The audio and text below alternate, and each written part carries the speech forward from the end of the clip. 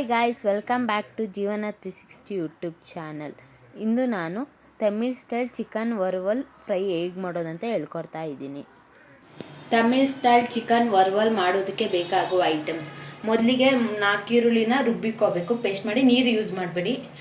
ಮತ್ತು 3 ಟೊಮೆಟೊನ ರುಬ್ಬಿಕೊಂಡಿದ್ದೀನಿ, ಇದಕ್ಕೆಲ್ಲ ನೀರು ಯೂಸ್ ಮಾಡಿಲ್ಲ. 1 ಕಪ್ ಮೊಸರು ತೊಗೊಂಡಿದ್ದೀನಿ, ಎಣ್ಣೆ, 2 ವಿಸಲ್ ಕೂಗಿಸಿಕೊಂಡಿದ್ದೀನಿ. ಅಷ್ಟನ್ನ ಉಪ್ಪು ಹಾಕ್ಕೊಂಡು, ಇದಕ್ಕೆ ನೀರು ಹಾಕಿಲ್ಲ, ಚಿಕನ್ ಇಲ್ಲಿರೋ ನೀರೇ ಬಿಟ್ಕೊಳುತ್ತೆ.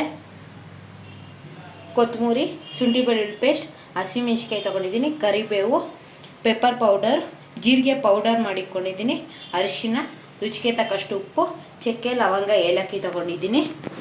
ಈಗ ಮಾಡೋಣ ಬನ್ನಿ. ಒಂದು ಬಾಣಲಿ ಇಟ್ಕೊಂಡಿದ್ದೀನಿ. ಬಾಣಲಿ ಸ್ವಲ್ಪ ಬಿಸಿ ಆಗಲಿ. ಈಗ ಇದಕ್ಕೆ 3 ಸ್ಪೂನ್ ಎಣ್ಣೆ ಹಾಕ್ಕೊತಾ ಇದ್ದೀನಿ.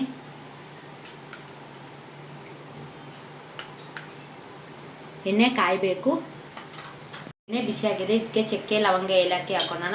ಇದನ್ನ ಚೆನ್ನಾಗಿ ಫ್ರೈ ಮಾಡೋಣ ಬಿಸಿಲಿ. ಈರುಳ್ಳಿ ರುಬ್ಕೊಂಡಿರೋದನ್ನ ಹಾಕೊತಿದ್ದೀನಿ. ಹಸಿ ವಾಸನೆ ಹೋಗಿ ಎಣ್ಣೆ ಬಿಡೋವರೆಗೂ ಫ್ರೈ ಮಾಡ್ಕೊಳ್ಳೋಣ.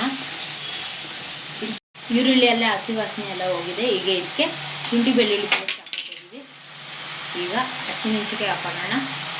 ಖಾರ ನೋಡ್ಕೊಂಡು ಹಾಕೊಳ್ಳಿ, ನಿಮಗೆ ಎಷ್ಟು ಬೇಕೋ. ಈಗ ಚೆನ್ನಾಗಿ ಮಿಕ್ಸ್ ಮಾಡ್ಕೊಂಡಿದ್ದೀನಿ. ಈಗ ಇದಕ್ಕೆ ರುಬ್ಬಿರೋ ಟೊಮೆಟೊ ಹಾಕ್ಕೊಂಡಿದ್ದೀನಿ. ನಾನು 3 ಟೊಮೆಟೊ ಹಾಕ್ಕೊಂಡಿದ್ದೀನಿ. ಟೊಮೆಟೊ ಎಲ್ಲ ಹಸಿ ವಾಸನೆ ಹೋಗಿ ಎಣ್ಣೆ ಬಿಡಬೇಕು. ಮಸಾಲೆ ಜೊತೆ ಚೆನ್ನಾಗಿ ಫ್ರೈ ಮಾಡೋಣ.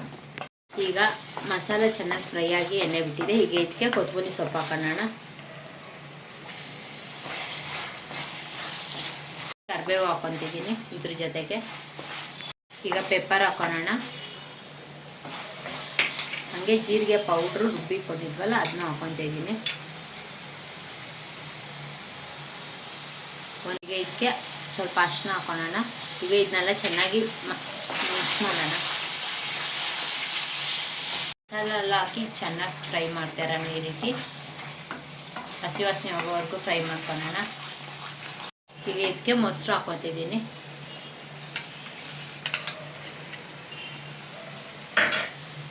ಈಗ ಇದನ್ನು ಚೆನ್ನಾಗಿ ಮಿಕ್ಸ್ ಮಾಡೋಣ. ಈಗ ಇದಕ್ಕೆ ಬೇಯಿಸ್ಕೊಂಡಿರೋ ಚಿಕನ್ ಹಾಕೋಣ.